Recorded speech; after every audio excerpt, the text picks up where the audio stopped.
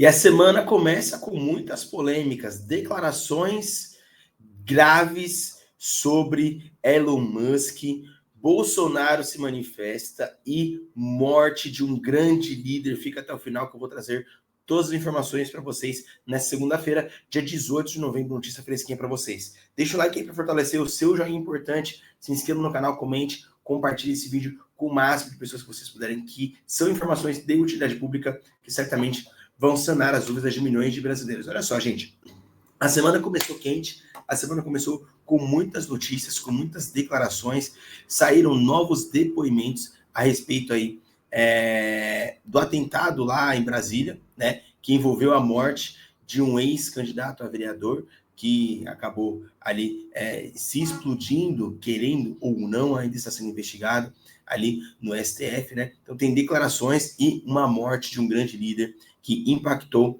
todo o Brasil. Eu vou trazer as notícias para vocês a partir de agora. Mas conte aqui nos comentários como foi o seu feriado, como foi o seu final de semana.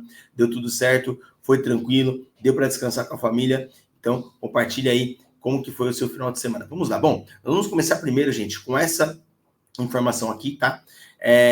Eduardo Bolsonaro fala da gravidade das falas de Janja contra Elon Musk e sobre o homem que se matou em frente ao STF.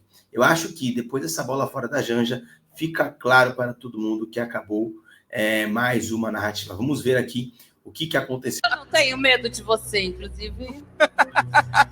Boa! Fuck you, Elon Musk. Opa. Para quem entende um pouquinho do inglês... Olha só, hein? Vamos voltar aqui para entender. Eu não tenho medo de você, inclusive. Boa! Fuck you, Elon Musk. Vou falar das consequências disso daí. Bem, primeiro de tudo, qual o papel da primeira-dama? A primeira-dama, ela representa o país. Ela sintetiza o espírito daquela nação. Através das suas vestimentas, do seu comportamento, da sua maneira de lidar com os outros, das suas ações sociais. E aí, eu já deixo para vocês compararem a atual primeira-dama com a Michelle Bolsonaro, primeira-dama durante o período do presidente Jair Bolsonaro. E a Michelle Bolsonaro, inclusive... E aí, gente, qual das duas vocês preferem, hein? Primeira-dama, atual, Janja, esposa do Lula, ou a ex-primeira-dama Michelle Bolsonaro, que inclusive tem a expectativa de sair como candidato à presidência da República em 2026, caso seja mantida a inelegibilidade do Jair Bolsonaro, hein? E aí, qual das duas vocês preferem, hein? Vocês preferem Michelle Bolsonaro ou vocês preferem aí a Janja? Vamos lá. Jair Bolsonaro. E a Michelle Bolsonaro, inclusive, conseguiu construir uma relação com a esposa do Joe Biden.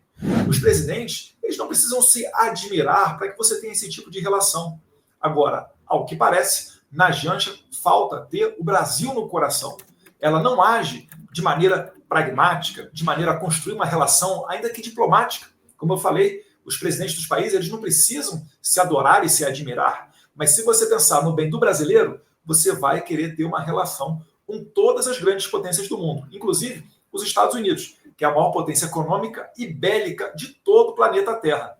Agora, vocês conseguem imaginar o Lula se encontrando com o Trump em um desses fóruns internacionais e a Janja se metendo numa foto, como ela gosta de fazer, ou se encontrando com a Melania Trump, a primeira-dama do presidente norte-americano, a partir de 20 de janeiro? Difícil, né? E tudo isso aí bancado com o nosso dinheiro. Você imagina só, né? A Petrobras deu 18 milhões e meio de reais. E Itaipu Nacional, mais 15 milhões. 33 milhões e meio, isso que ainda falta a Caixa Econômica, certo? Outras apoiadoras dizerem se deram dinheiro também ou não, para financiar esse fiasco internacional que supostamente se diz para combater a fome. E você, o que se faria com mais de 33 milhões de reais para combater a fome? Você compraria comida e daria a quem precisa, ou formaria um sistema para melhorar a vida dessas pessoas miseráveis? Ou você investiria no Janjapalooza? Mas uma outra coisa muito importante que as pessoas estão deixando de falar é sobre o que a Janja falou daquele atentado suicídio. Chamou o cara de bobalhão, ou alguma coisa nesse sentido. Inacreditavelmente aconteceu em Brasília essa semana e o bestão lá acabou se matando com fogo de artifício, mas enfim. Olha só, gente.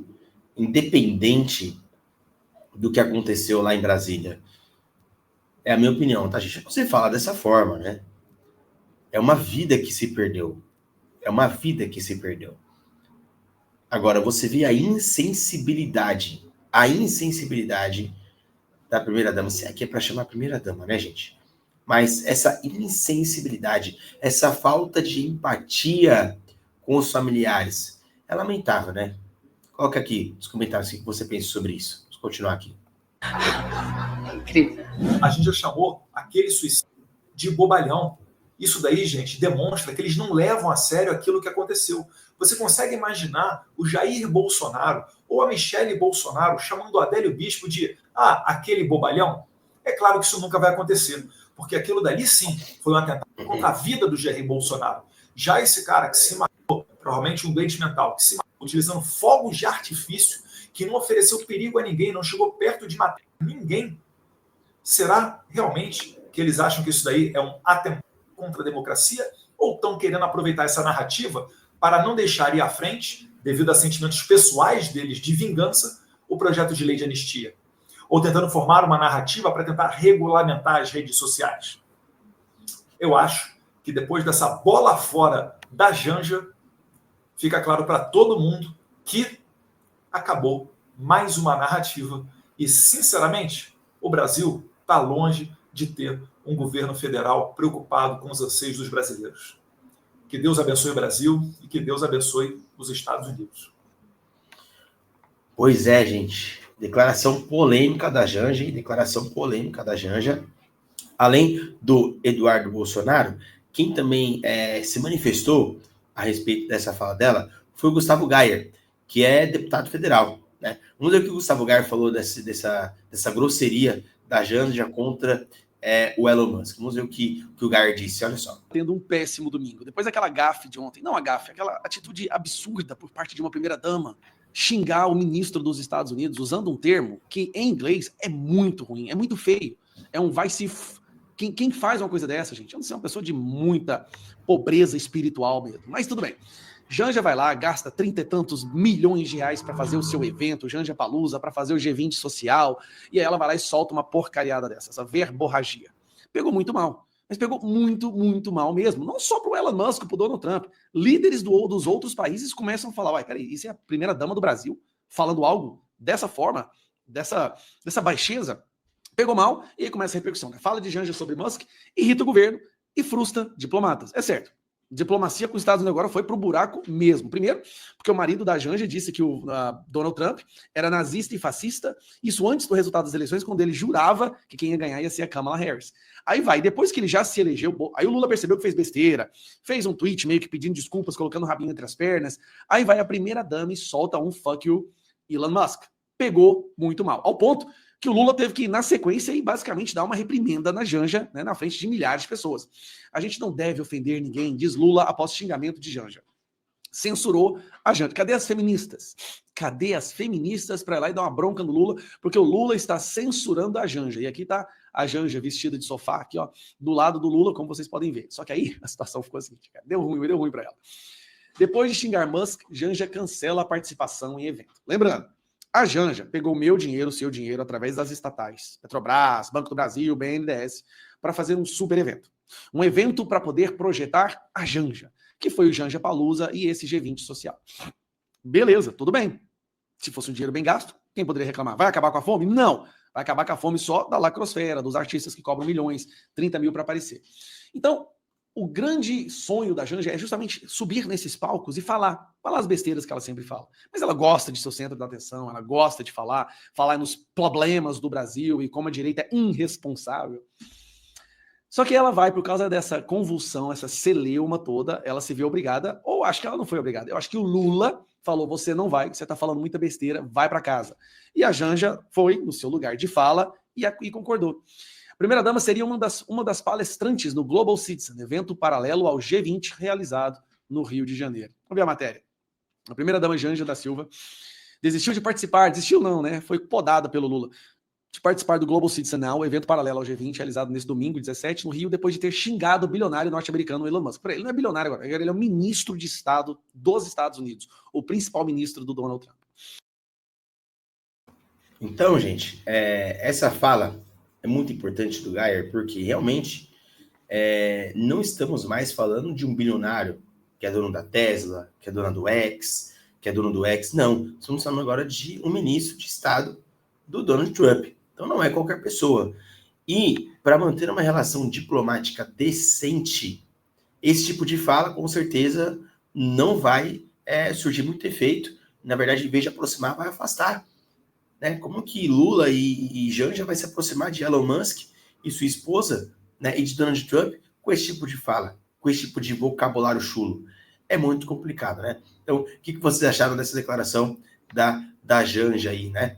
E aí, ainda voltando nessa questão do atentado, que inclusive ela falou, né, que aquele bobalhão lá, né, enfim, aquele besta lá se explodiu e etc e tal, tem aí mais novidades a respeito desse assunto ainda, né, que estão aí investigando, né? Então aqui, ó, atentado em Brasília, Polícia Federal ouve nesse sábado seguranças do STF e PM que atendeu ocorrência. No sábado foram ouvidos, tá? Inquérito na Polícia Federal trata o caso como ato de terrorismo. Na sexta-feira, a Polícia Federal ouviu pessoas que conheciam Francisco Vanderlei Luiz. Ele morreu após sequência de explosões perto do STF. Uma morte trágica. A Polícia Federal continua a colher depoimentos nesse sábado no inquérito aberto para apurar o atentado com explosivos na Praça dos Três Poderes. Ao longo do dia serão ouvidas testemunhas do crime, que são 2 seguranças do Supremo Tribunal Federal, o policial que atendeu inicialmente a ocorrência e uma quarta pessoa cuja relação com o caso não foi informada. Na sexta-feira, a PF ouviu pessoas que tinham contato com Francisco Vanderlei antes do dia do atentado. A Polícia Federal investiga as explosões de quarta como um ato terrorista, né?